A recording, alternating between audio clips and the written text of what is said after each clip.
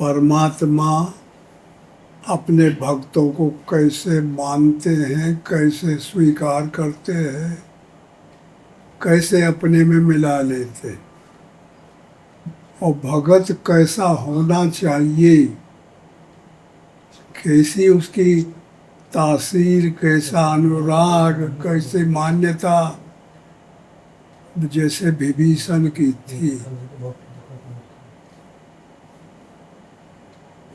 तो साधक जब साधना में रहता है, जानते हो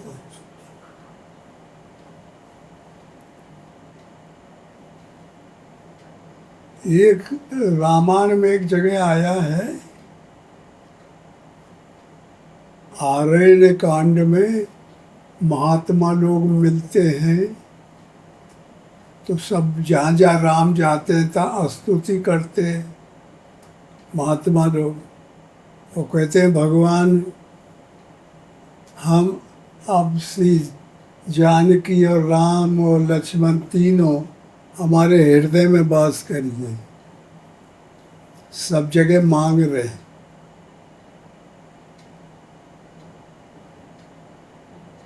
सब महात्मा यही मांगते थे ना। और विभीषण को कहते हैं राम कि तेरे जैसे भगत मेरे हृदय में वास करते।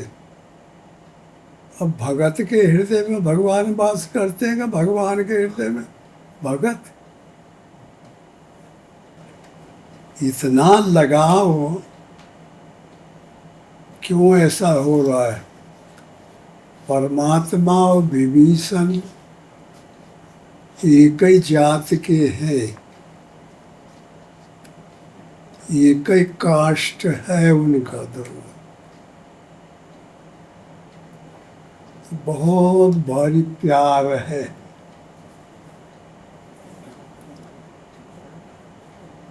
और दूसरा प्रसंग है कि रावण ने शुक नाम का एक राक्षस था, जो रावण का कुपिया आदमी था, जो इधर उधर का पता लगाता रहता। उसको भेजा कि जाओ विभीषण का पता लगा के आओ। राम के पास पहुंचा तो क्या हुआ, तो वो बाबा बंदरों को बेस बना के आया। बंदरों ने पकड़ लिया उसको, तो नाक कान काट रहे थे, लपटे पड़े रहे बंदर। तो लक्ष्मण ने छुड़ाया किसी ढंग से, और लक्ष्मण ने चिट्ठी दी, रावण से कह दो कि अब मरने का टाइम आ गया है, अगर चाह तो भलाई तो सीता जी को लेके और शरण में आ जाए। तो उससे कहा कि तू ये चिट्ठी ले जाके रावण को दे देना।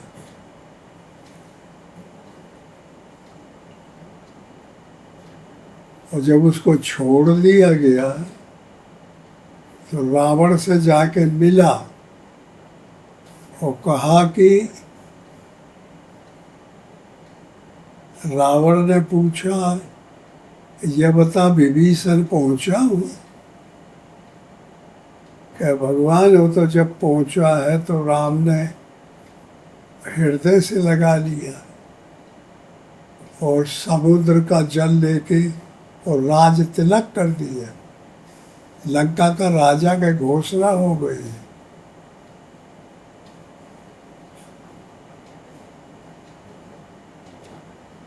तो सुन के फिर कुछ बोला नहीं रावण।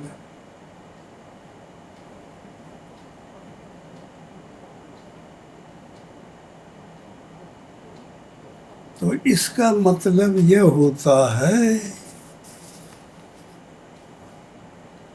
कि साधना में जब साधक सफल हो जाए, उत्तम प्रकृति का निकल जाए, तो उसके जो लक्षण बताए जाते हैं वही है एक चित्रण।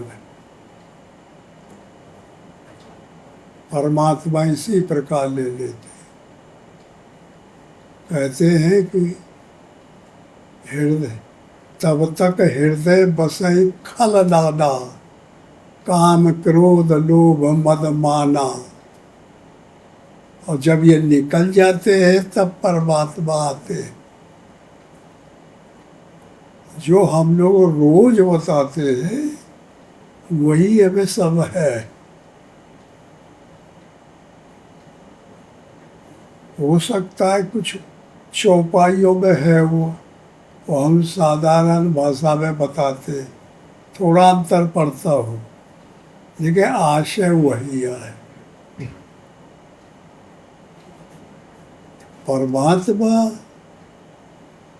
परमात्मा कोई ऐसी चीज नहीं है जो समझ में ना आए।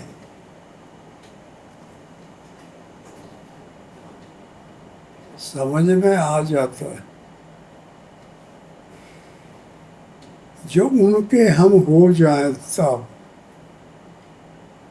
और जब तक अपने बने रहते हैं उनके नहीं होते तब तक फजीहती में पड़ा रहता है आदमी।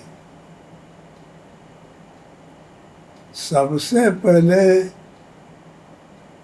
समर्पण होना चाहिए। भगवान हम आपके हैं, बुरे हैं भले हैं, आपकी शरण में आ गए, आप हमारी रक्षा करिए, आप हमको साधन बताइए, आप हमें अपने अंतःकरण में ले लीजिए। ये सब कुछ मेरे साधन के बातें नहीं होगा, मेरे वैराग और त्याग के बातें नहीं होगा, ये तुम्हारी कृपा के माथे होगा। ये अनुराग और करुणा के भाव आए। ऐसा है नहीं साधना साधन को ही करनी है, साधना साधक को ही करनी है। परमात्मा बगैर साधन के मिली न। लेकिन अंगद है, हनुमान है, ये जानते हो क्या है? हनुमान कोई आदमी या बंदर थोड़ा ही है, अंगद कोई बंदर थोड़ा ही है। अंग कहते हैं शरीर को। शरीर में करुणा आ जाए, परमात्मा से लगाव हो जाए, प्रेम हो जाए, गद हो जाए, पुलकायमान हो जाए,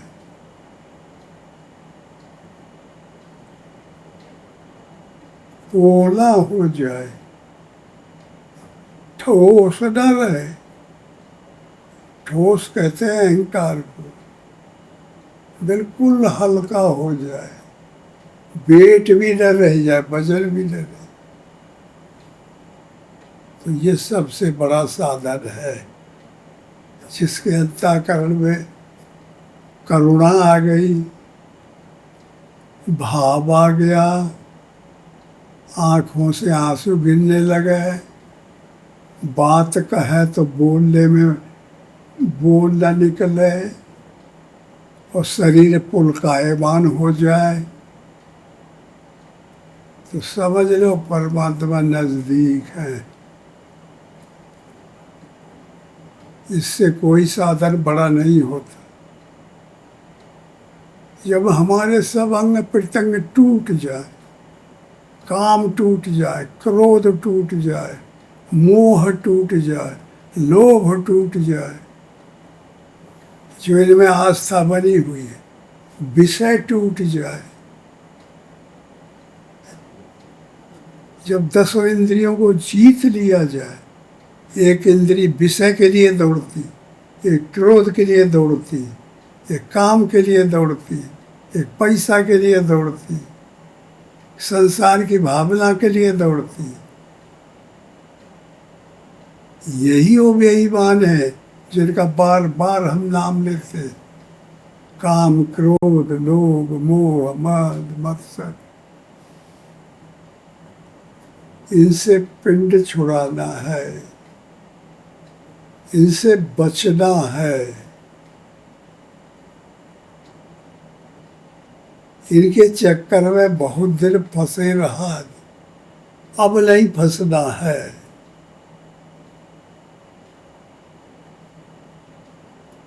मन के अंदर कभी कल्पना विषय की न आनी चाहिए, संकल्प नहीं आना चाहिए, क्रोध के संकल्प नहीं आना चाहिए, लोभ के संकल्प नहीं आना चाहिए।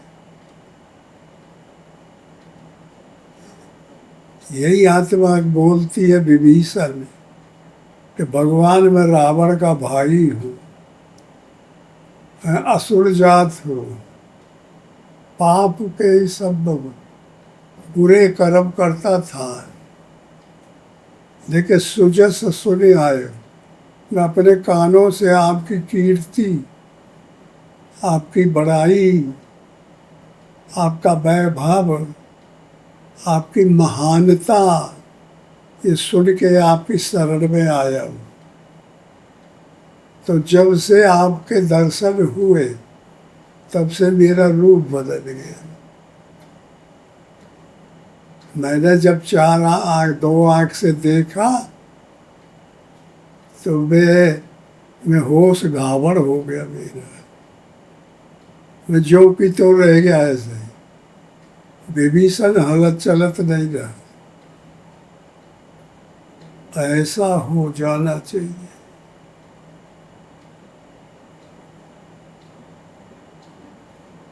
और जब वही स्वभाव बना रहा, वही आदत बनी रही, गुण स्वभाव कर्म, काल कर्म गुण स्वभाव ये वही बने रह गए जो संसार में लोग रहते, तो फिर कोई फायदा नहीं है। तो सबका त्याग करना चाहिए, परमात्मा के स्वभाव आ जाए, ज्ञान आ जाए, वैराग्य आ जाए, विवेक आ जाए, साधन आ जाए।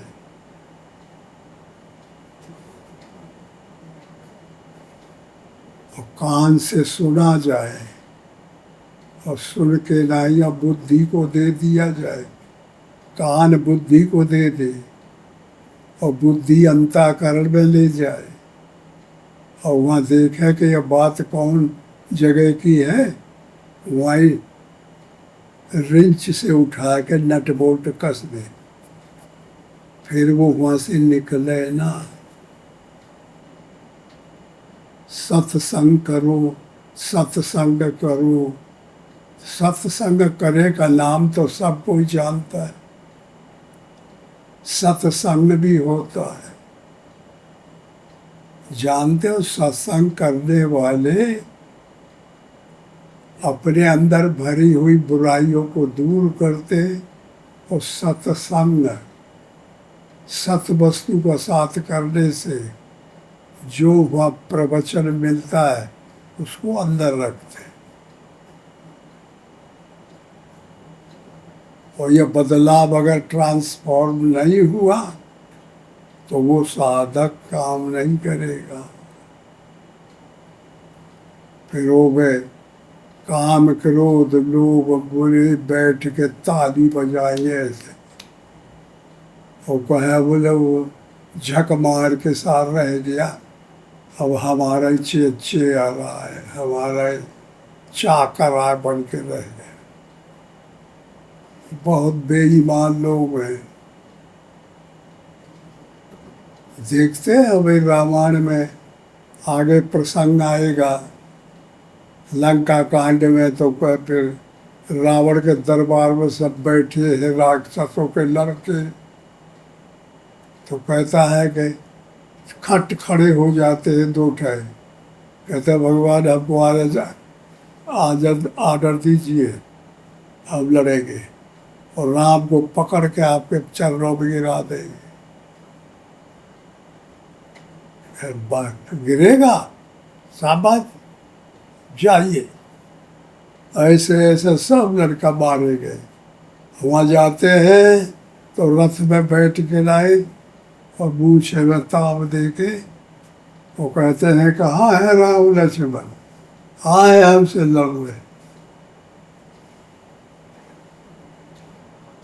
तो बंदर कहते हैं तो कहे ये कौन है ललकार रहा है, अंदर भगवान है तो कहे राम जी को बुला रहा है, कहे मुझसे लड़ ले, मैं और दूसरे से नहीं लड़ता, सब गए गुजरे हैं, उनसे क्या लड़ रहा है, राम आ जा सब, और राम की खोपड़ी को मुझे ले जाना है, और मेरी महतारी, मेरा बाप जब मर गया था तो उसने चूड़ी नहीं फोड़ी, तो राणपना नहीं स्वीकार किया, कहेगा कि मैं तब फोड़ूंगी जब राम की खोपड़ी आएगी, उसमें तिलांजलि दूंगी अपने पति। तो ये मेरे लिए आज्ञा हुई है तो मैं उनका लड़का हूँ, आज आया हूँ तो राम आ जाए मैं खोपड़ी लेके जाऊंगा।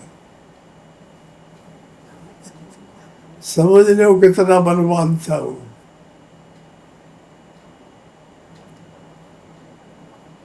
राम ने कहा कि भाई कुआ है, खोपड़ी से चिल्ला रहा है, खोपड़ी तो निकल के आए, बोले बताओ उसको। हाँ देखो सुग्रीव, अगर जब ये मेरी खोपड़ी काट ले तो इसको दे देना तुम लोग, तो ये अपनी बेचारी को देगा तो वह वो कह तिलांजलि दे दे। कायदा ठीक कह रहा है। अच्छा तो वो समझ जा हो, होशियार हो, और को किसकी खोपड़ी काटता है। तो एक बाण वो मारा, कहीं कुछ नहीं, इन्होंने मारा तो कोई खोपड़ी अलग हो गई।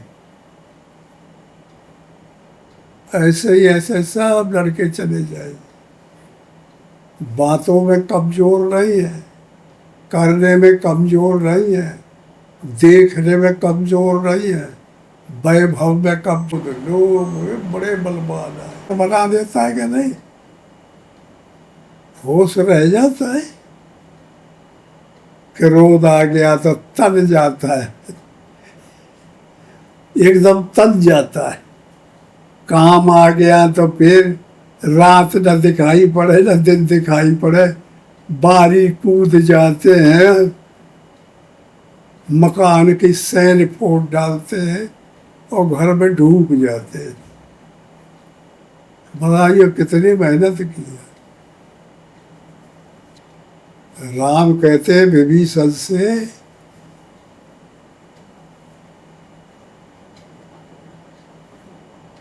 कि जैसे लोगों के मेरे हृदय में तेरे जैसे भगत कैसे रहते हैं, जैसे लोभी के हृदय में धन,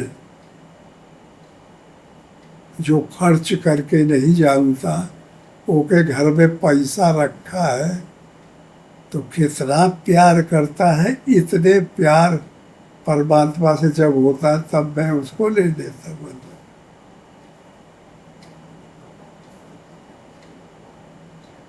हाँ तो समझ लो, यही सब लाना है, उनसे बचना है, परमात्मा से प्रेम करना है, दुष्टों से भगाना है। यही दो झगड़े हैं।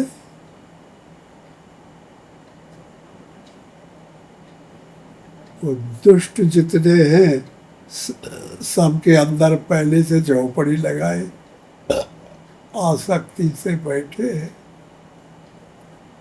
तो तू लोगों की हिम्मत नहीं पड़ती है उनसे कहने के लिए, क्योंकि वो बहुत मित्र बने हुए हैं।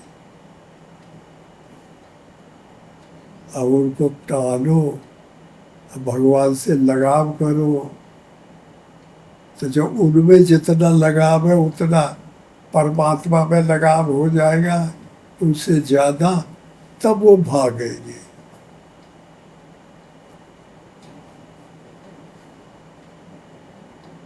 बहुत गहराई तक बुद्धि लगानी पड़ेगी।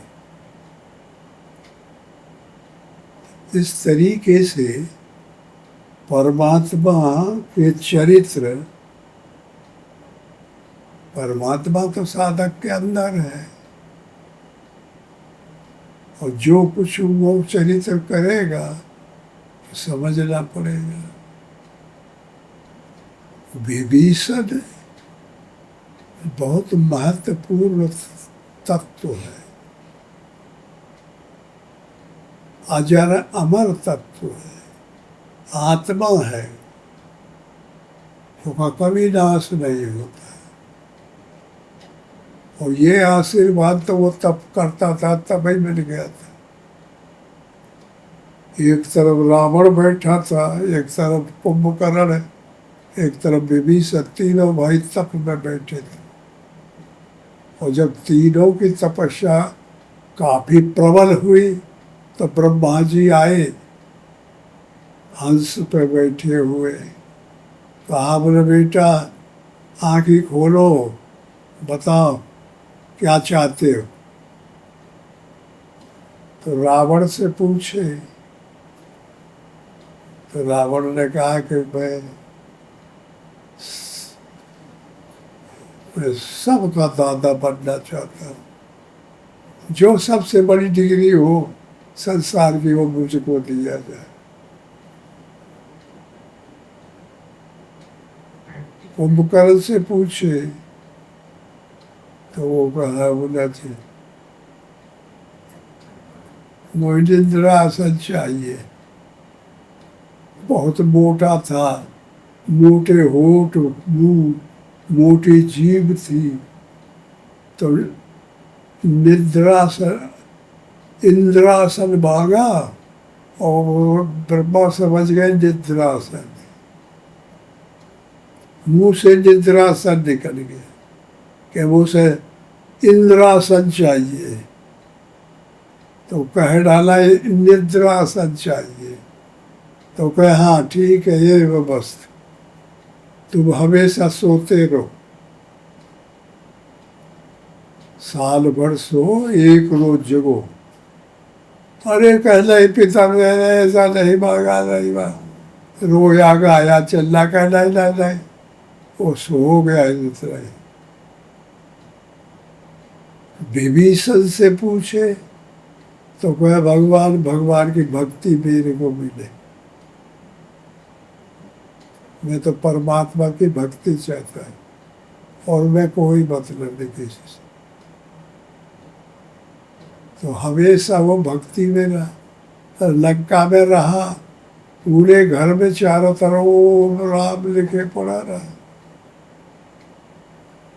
राम राम, सोते में राम राम, बैठे में राम राम। तो हनुमान तो बाहर से सुन लिए कि राम राम कोई कह रहा है के अंदर, और ऊपर भी लिखे हुआ है। तो फिर उन्होंने कनेक्शन सुन लिया। तो कहे, कौन है भाई? तो कहे, मैं हनुमान हूँ। तो निकल के आए। तो कहे, भगवान आप भगवान के दूत हो। ओहो, मुझे दर्शन दिए, मेरा लगता है कल्याण करने आप आ गए हैं। बहुत लगाव हुआ, प्रेम हुआ दोनों। तो हनुमान ने पूछा कि विभीषण आप कैसे रहते हैं ये राक्षसों के बीच में? कि मैं ऐसे ही रहता हूँ, जैसे जीभ रहती है ऐसे दांतों के बीच में, लपड़ लपड़ करती रहती है अंदर, और बस इधर निकलती है तो यह दांत काटे लेते हैं, इधर निकलते तो यह दांत, सबके बीच में घेरा पड़ा। और मेरे संस्कार में भजन लिखा है, ये मुझे आशीर्वाद मिला है। तो आप मेरे भाग्य से मिल गए, परमात्मा का हाल चाल बताइए। तो सब प्रकार की बातें हुई। हनुमान ने पूछा कि मुझे सीता जी का पता बताओ। तो रास्ता हर चीज बता दिया। अशोक वाटिका में पहुंच गया हनुमान। तो परमात्मा की जानकारी पहले से भी होती है, बीच में भी होती है और भजन के बाद भी होती है। अलग अलग विधान है, अलग अलग शैली है। तो इस तरीके से साधकों को जो साधना करना चाहता है उसको साधक कहते हैं।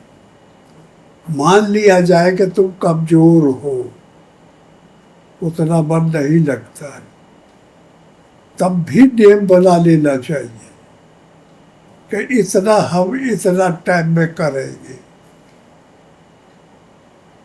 बगैर नियम के मन कंट्रोल में नहीं होता। ऐसे कह देंगे कि कभी कभी कर लिया करेंगे तो उड़ा देगा मन, करना ही नहीं देगा। इतनी चिंत बन ला देगा कि उन्हीं से फुर्सत नहीं है। तो नियम बनाना चाहिए और जिद्द से नियम बनाना चाहिए कि राम राम राम राम। हम इतने निकृष्ट साधक कमजोर हो, भजन में मन नहीं लगता है और ये लाइन पकड़ लिया साधु की, तो उसको नाम का सहारा लेना चाहिए। 10,000, 20,000, 50,000 नाम वो रोज जपे और कोनो रोज छोड़े ना। दिन को कोई सेवा आ गई, नहीं कर पाया तो रात को करे। अगर साल 2 साल ऐसे नियम चल जाए तो फिर वो आगे बढ़ जाएगा। और उसे जो अच्छे हैं थोड़े से, वो 3rd क्लास आए, 2nd क्लास में है कुछ, तो उनको यम और नियम 2 को पकड़ना चाहिए। बाहर और भीतर, यम और नियम। अगर ये पकड़ में आ गया, नियम से रोज बैठो और जो भी ध्यान नाम जपते हो, ध्यान करते हो, जिसमें लगाव है वो का ध्यान करते हो।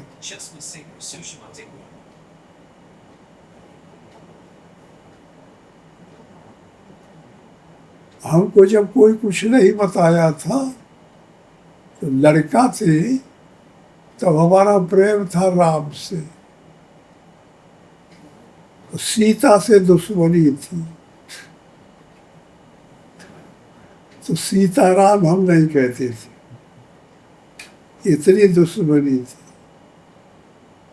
तो राम से इतना प्यार था कि राम राम राम राम राम राम। फिर धीरे धीरे धीरे फिर ये ज्ञान हुआ कि दोनों एक ही है, वो अलग अलग थोड़े ही है। तो जब कमजोर बुद्धि थी, जब तुम तैयार हो जाओगे तो जो जिसको कहते हैं हनुमान, वो हनुमान मदद करेगा, समय समय पर बताता जाएगा, अब यह करो, अब यह करो, अब यह करो।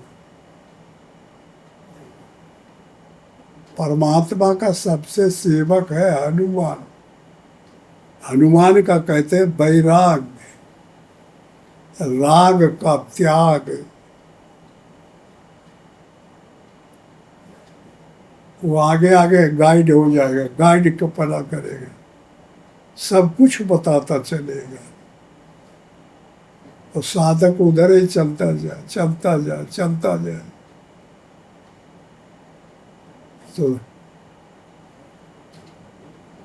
रगड़त रगड़त रगड़त रगड़त किसी न किसी ढंग से वहाँ पहुँच जाएंगे।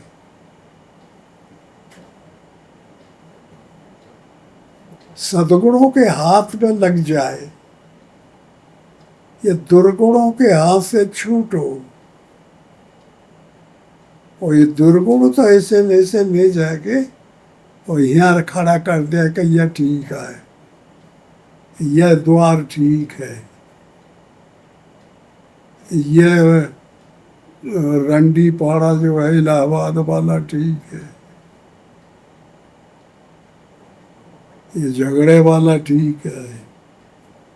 पकड़ पकड़ कर ले जाएंगे। उनके भगवान यही आए, विषय से नहीं हटाना चाहेंगे। उनका काम है यहाँ विषय ले जाना। और जो हनुमान और सद्गुणों के पाले पड़ जाए तो इनका काम है गाइड करना। साधक इतना आ गया, फिर अपने से थोड़ी मदद करके क्या अभी नाम जप। हम जार के कुंड में तुम लोगों से कई दे बता चुके, बुरी जगह पे फंस गए थे, कोई बैरागी बन गए थे।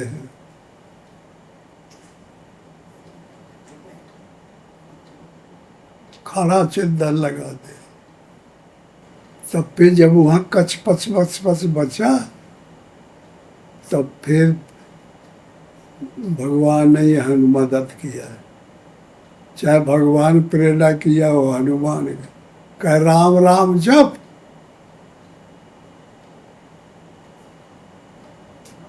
तो जहाँ कान में पड़िए तहा इतना आनंद आया कि मजा पड़ गया। फिर बस सब की माला खुशा के 1000 की माला बनाए, जबरदस्ती माला ले लिए सर 52 की और 127 की गुड़िया।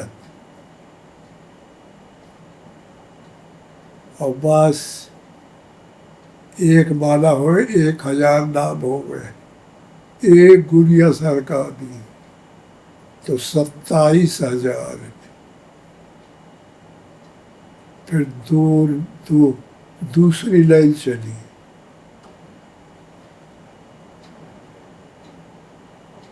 फिर नियम बन गया।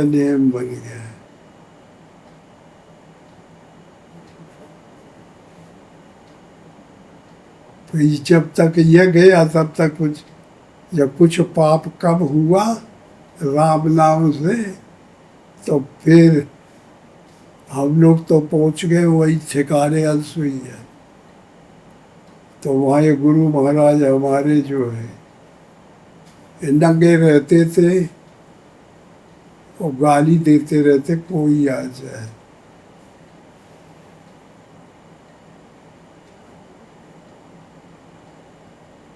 तो हम लोग बैरागी थे तो सभी बुरा मानते थे, गाली क्यों देते। हम को लगता था कि गाली अच्छा नहीं है ये।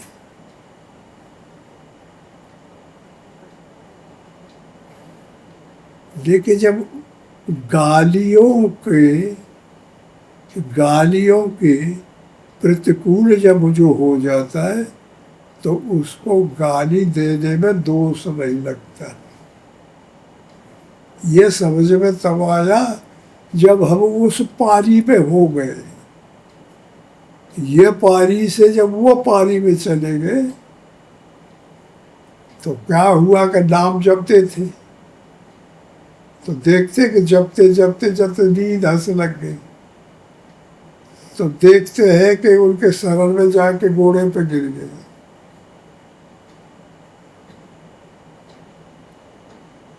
तो गाली दिए, डांटे डूटे, हम उनके शरण में पड़ गए कि मेरे महाराज अपनी शरण में लीजिए, हम भटकने वाले बाबा हैं।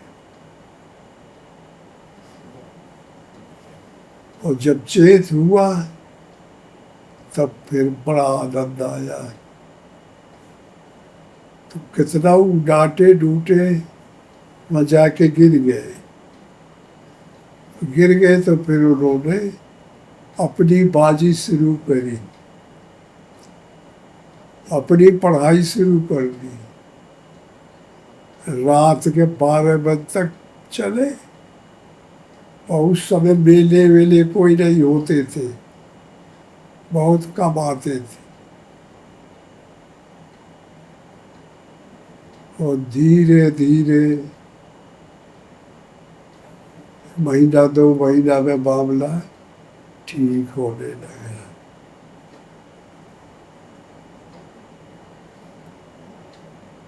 तो हम ये अपनी गति यो बताते कि तू लोग पकड़ लो, तारीफ नहीं करते कि हमारी तारीफ आए। ये हम सबको होना चाहिए।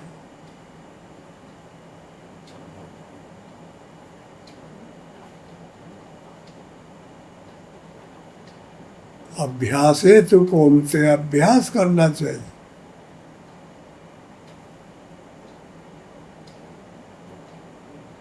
जिनको महात्मा बनना है, साधु बनना है, वो सबसे गुण ले लेते। बेईमान के पास गुण है वो उसे ले लेंगे, बदमाश के पास गुण है वो उसे ले ले। किसी के पास कुछ है, दुर्गुण त्याग और गुणों का ग्रह, तो धीरे धीरे फिर सब ठीक हो जाता है। अच्छा, ओम हरि ओम हरि ओम।